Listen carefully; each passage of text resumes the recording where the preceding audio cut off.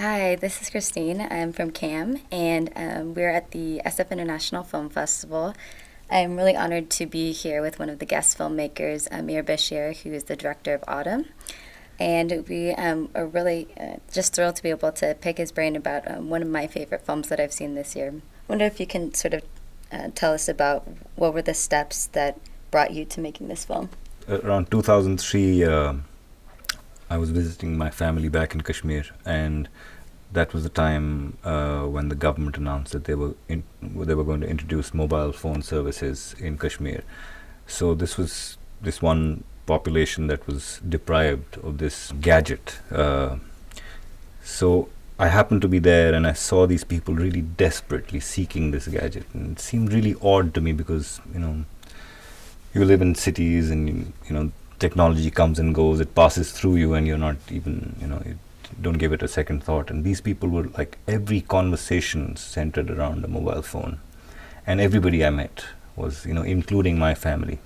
What it sort of revealed later was this insecurity that people were suffering from. It was only the fact that they could stay in touch with people in a strife-torn place. It's like anything can go wrong anytime. So if you're going out to work and you're late by 15-20 minutes in the evening, your family is fearing the worst. So it just, for that peace of mind, they wanted that mobile phone. So that's where the idea came from initially, and was a film about the mobile phone being introduced, but slowly it evolved into a film about the state of mind of people living in this place for the last 20 years, suffering all the violence around. I wondered, if you could talk more about what it was like to film specifically a narrative feature in Kashmir, and what were some of the, trials and tribulations, both on a logistical level, but maybe bigger than that as well. Most of the time, we were actually not behaving like a film crew, like a feature film crew, because it was a very small crew, and we would be spread out, and everybody was multitasking. There were only about 15 people in the crew, other than the actors in front. So it was most of the time people did not know what was going on. But it is a small place, and word spreads fast, and it is, rumors spread really fast, and people actually don't trust anybody from outside coming with a camera. And I think rightly so, because of the way they've been portrayed in the news media mainly. So there was this constant negotiation happening with people, where sometimes, one fine morning we're shooting, but there'll be this 14-year-old boy who would want to know what this film is about, and it's almost like I had no option but to try and explain to him that this is the story about a boy like him. I had to keep proving myself over and over again to anybody who would question. The state also is also very suspicious of people going in, or what kind of a story will you come out with.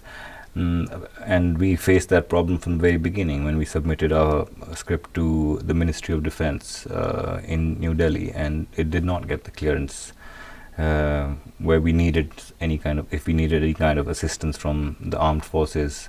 We did not get that clearance because we were not a big budget production. I think it was easy to improvise. We were not tied down by the money, or by a fixed schedule, or by anything of the sort, or that we had to stick to the script. Like I keep saying, the ending, for example, at least visually changed while we were there, because we had not factored in the Eid festival in Srinagar, which happened during the shoot, and all the prayers and the protests after the prayers and the animal sacrifice. All that was not obviously part of the script, but it just came into the picture on its own and sort of enriched the film in that sense. What is, the thing that would motivate you through having to improvise a lot of the times? What I told the crew from on the very first day of shoot was that things are going to go wrong, and whenever they do go wrong, nobody is going to blame anybody else.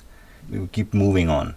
So that is how we approached it. Every time there was an obstacle, because we did not have the luxury to say, okay, we'll come back tomorrow and we'll do it again. We said, okay, what do we do now? So we can't do this. How do we get around it and do something else instead? I wanted to see if you could talk about, both the actors, but also like having written or co-written the script, what your sort of conception was of who they were going to be.